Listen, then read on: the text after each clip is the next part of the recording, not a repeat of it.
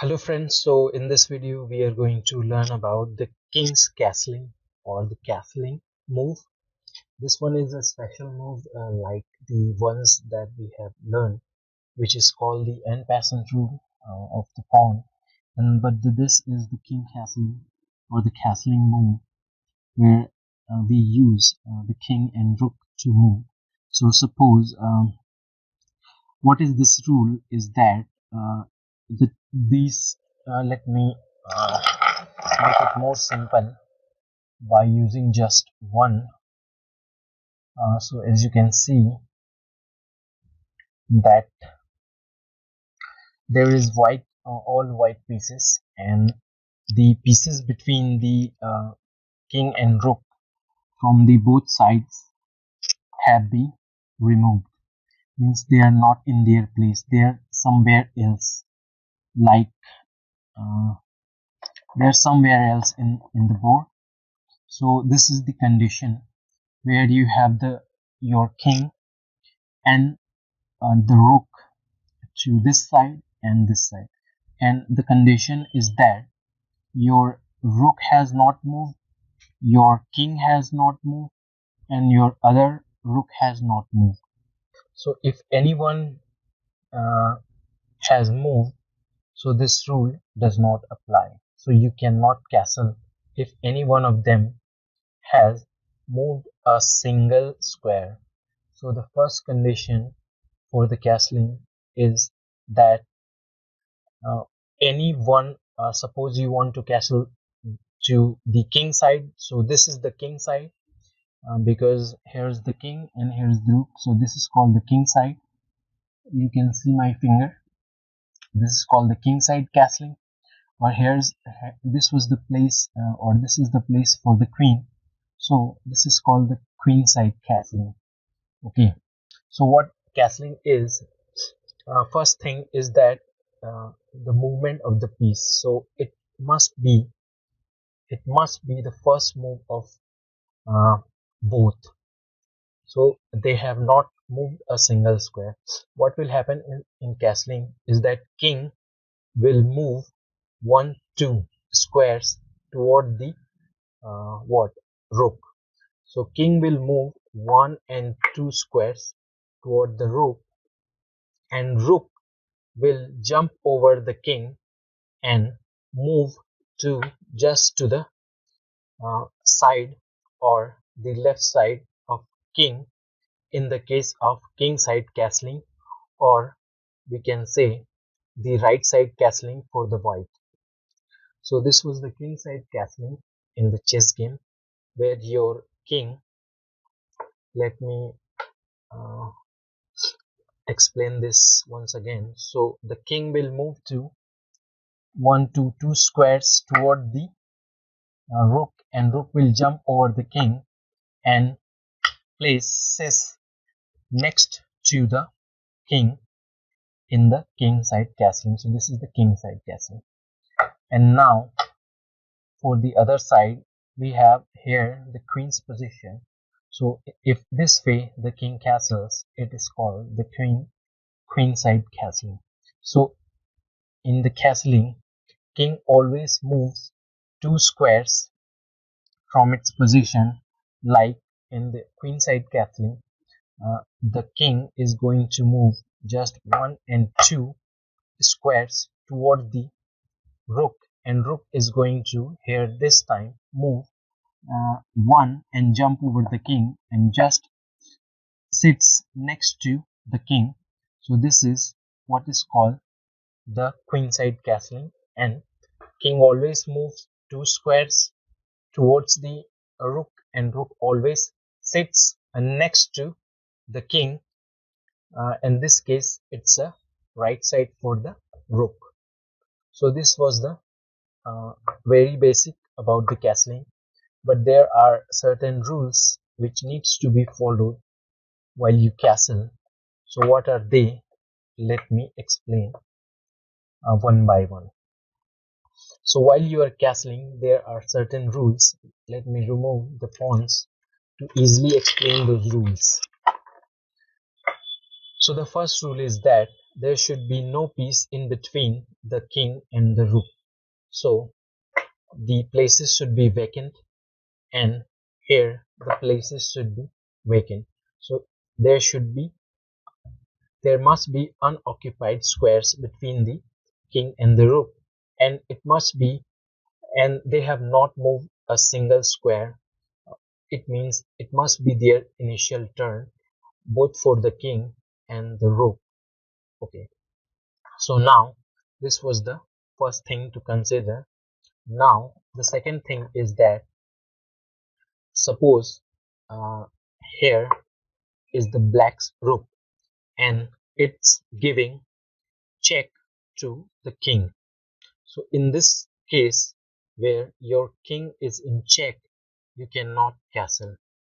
So this is the case where you cannot castle if it's not in check.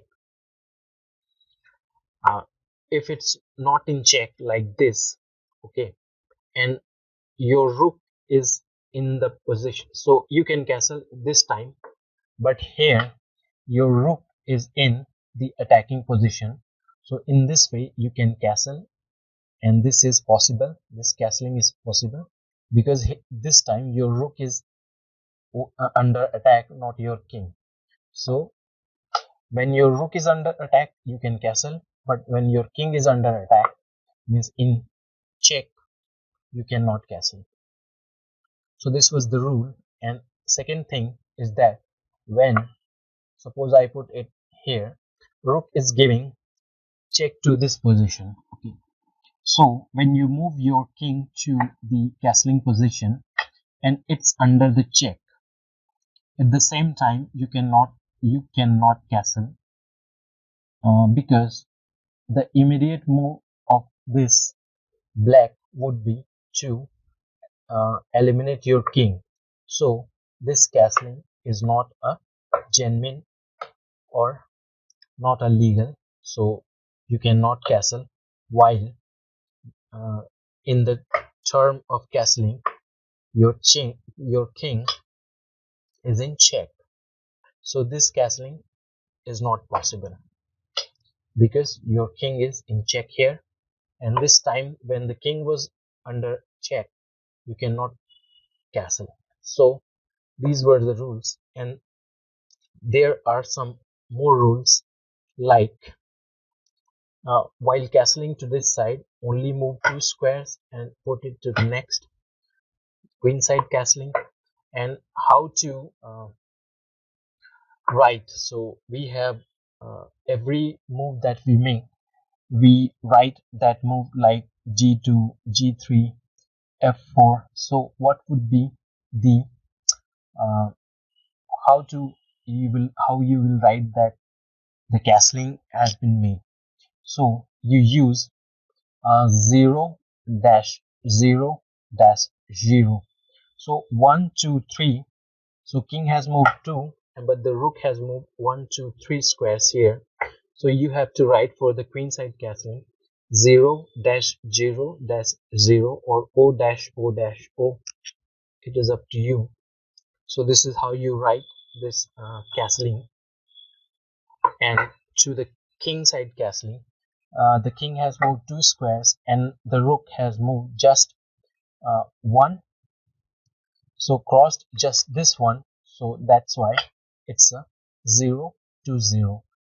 But this time the rook has crossed 1 and 2 from its position, so it is going to be written as 0 0 and 0 3, 1 2 3. But this time here is only 2, 1 and 2. If we castle from here 1 and 2, so that's why we write for the king side castling o dash o or 0 dash 0.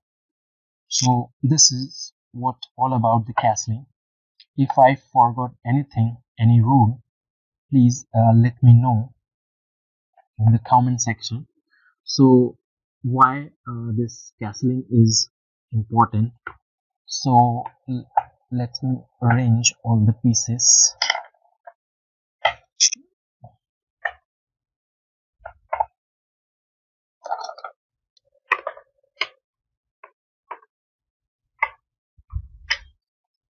So in classical time, or very in mid centuries, what used to happen was the center this place was considered safe for the king.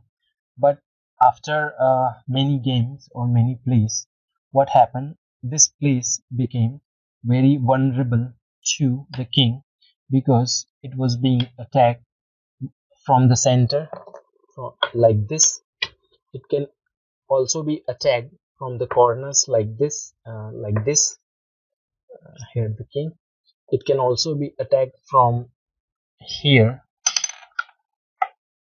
Here it can also be attacked from like mm, it can also be attacked from here.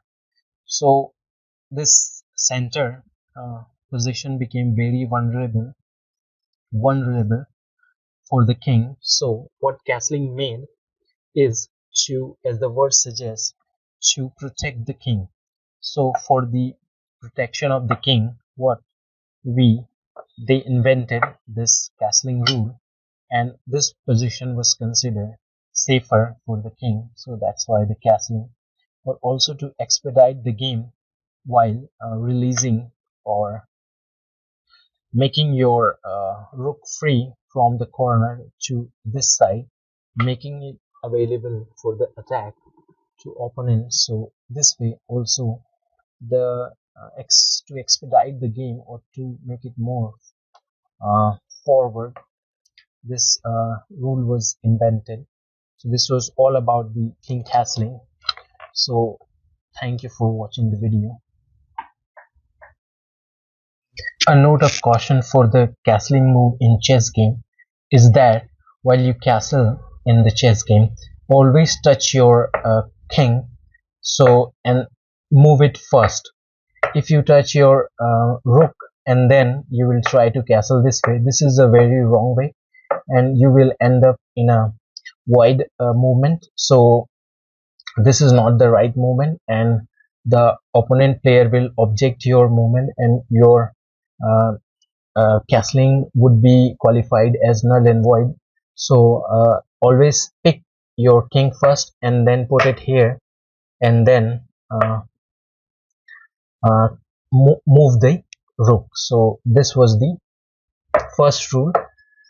So in the same to the queen side castling, always move your king, touch your king first, and then move it 2 squares, and then make it to the next to the king. So this is the right thing. This is a one most important thing to consider. What players do sometimes, that they pick this one or they touch this one first, making it a invalid move. So when you touch it, you have to move it only this one. But when you touch the king, you can only when you touch the king, then only you can castle. So the thing is that the first touch must be to the king. So this was the rule that I forgot, and thank you for watching.